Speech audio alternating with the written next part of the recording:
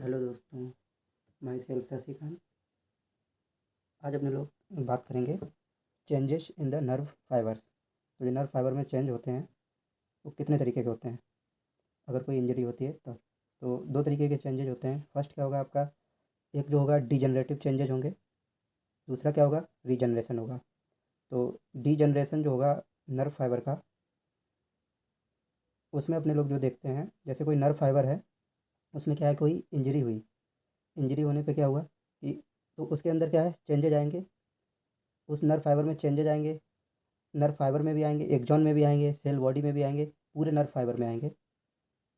आगे क्या होगा जाके, जो चेंजेज़ आ रहे हैं इंजरी की वजह से, उसको क्या कहेंगे, डिजेनरेटिव चेंजेज़ कहेंगे।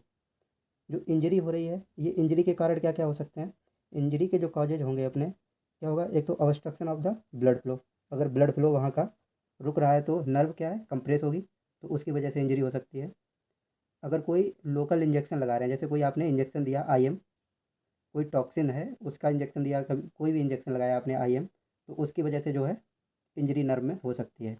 उसके बाद में क्या है, crushing of the nerve fibre, इसकी वजह से भी आपकी क्या है, नर्व इंजरी हो सकती है। तो ये क्या हो गए, इंजरी के कारण हो गए जाके। तो ये कारण को देखते हुए जो इंजरी को क्लासीफाई किया गया है 5 डिग्री में। फर्स्ट डिग्री में इंजरी जो होगी वो क्यों होगी, फर्स्ट डिग्री जो इंजरी होगी वो इसलिए होगी कि कोई भी प्रेशर अप्लाई कर रहे हैं नर्व फाइबर पे, उसकी वजह से क्या है, कंडक्शन जो है ब्लॉक होगा आपका। तो इसलिए जो है ये फर्स्ट डिग्री इंजरी में आएगा। हाइपोक्सिया होगा जाके, क्योंकि जो अप्लाई कर रहे हैं प्रेशर, उसकी वजह से क्या है, आपका वहाँ पे ब्लड की सप्लाई कम हो जाएगी। ब्लड की सप्लाई कम हो जाएगी तो वहाँ पे ऑक्सीजन की भी डिफिशियंसी हो जाएगी। तो ये आपका क्या है, हाइपोक्सिया होगा जाके। थर्ड डिग्री इंजरी होगी, फोर्थ डिग्री इंजरी होगी, एंड फिफ्थ डिग्री इंजरी होगी जाके। ये 5 इंजरी के अकॉर्डिंग जो है क्लासीफाई किया गया है किसको, डिजेनरेटिव चेंजेस को। अब देखते हैं डिजेनरेटिव जो चेंजेज होते हैं वो कितने तरीके के होते हैं। जो डिजेनरेटिव चेंजेज होते हैं वो 3 तरीके के होते हैं। बैलेरियन डिजेनरेटिव चेंजेज होगा जाके, एंड रेट्रोग्रेड डिजेनरेटिव चेंजेज होगा, और ट्रांस न्यूरल डिजेनरेटिव चेंजेज होगा जाके। जो बैलेरियन डिजेनरेशन होगा जाके, तो इसमें क्या होगा, ये फर्स्ट क्या है कि आपका विद इन 24 आवर्स में होगा, जैसे ही इंजरी होगी उसके। दूसरा क्या होगा, ये डिजिटल एंड पे होगा किसके, एक्जॉन के। तो ये सिनेप्टिक नोब जो होती है अपनी, ये कोई एक्जॉन है, ये क्या हो गया आपका, सेल बॉडी हो गई।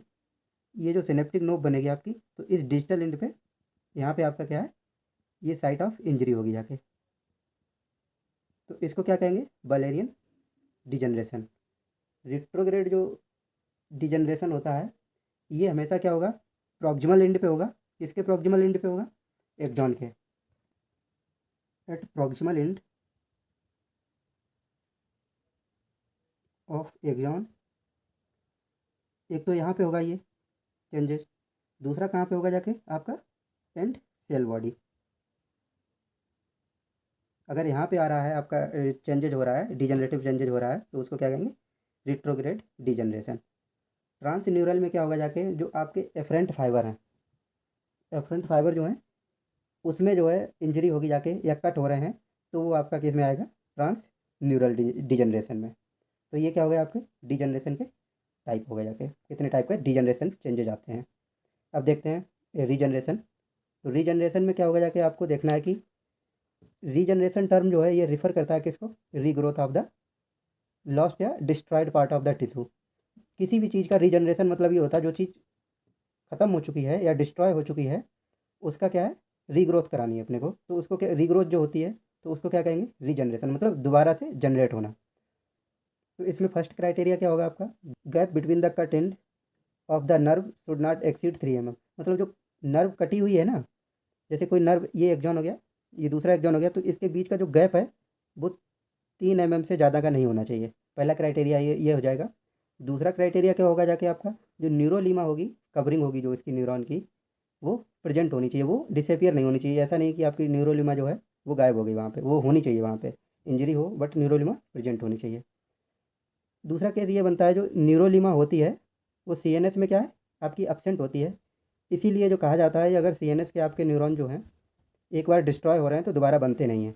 तो जो सीएनएस में रीजनरेशन कैपेसिटी नहीं होती है न्यूरॉन के अंदर, अगर सीएनएस में वो न्यूरॉन आपके प्रेजेंट है तो। थर्ड पॉइंट में क्या देखते हैं, nucleus must be intact, nucleus वहाँ पे होना चाहिए, क्यों, न्यूक्लियस तो मेन है ना, अगर न्यूक्लियस नहीं होगा तो आप रीजनरेशन कैसे करा पाएंगे उसका। एंड फोर्थ पॉइंट क्या है,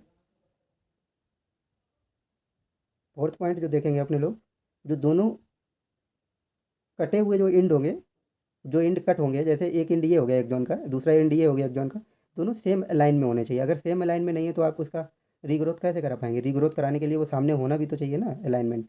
अगर अलाइनमेंट चेंज हो जाएगा तो रीग्रोथ नहीं हो पाएगी इसकी, न्यूरॉन्स की। ये हो गया आपके क्राइटेरिया हो गए, ये क्राइटेरिया फुलफिल होंगे तभी आपकी न्यूरॉन जो है रीग्रोथ करेगा, रीजनरेशन तभी होगा उसका। अब देखते हैं स्टेजेज, देखते हैं रीजनरेशन की। तो जो रीजनरेशन की स्टेजेज होंगी, पहले क्या होगा, formation of the fragmented axon and myelin at the distal stump. जो डिस्टल साइड जो होगा वहाँ पे क्या होगा, आपका माइलिन का फॉर्मेशन होगा। उसके बाद क्या होगा, differentiation of the Schwann cell, Schwann cell का डिफ्रेंसिएशन होगा। और यहाँ पे ही पार्टिसिपेट करेंगे आपकी क्या, माइक्रोफेजेस, वो भी यहाँ पे साथ में ही पार्टिसिपेट करेंगे। उसके बाद क्या होगा, आपका न्यूरोट्रॉपिक फैक्टर आएंगे, स्टिमुलेट द एक्सॉन रीजनरेशन। और finally regeneration of the nerve fibre, nerve fibre जो है फिर से आपका रीजनरेट हो जाएगा। Thank you.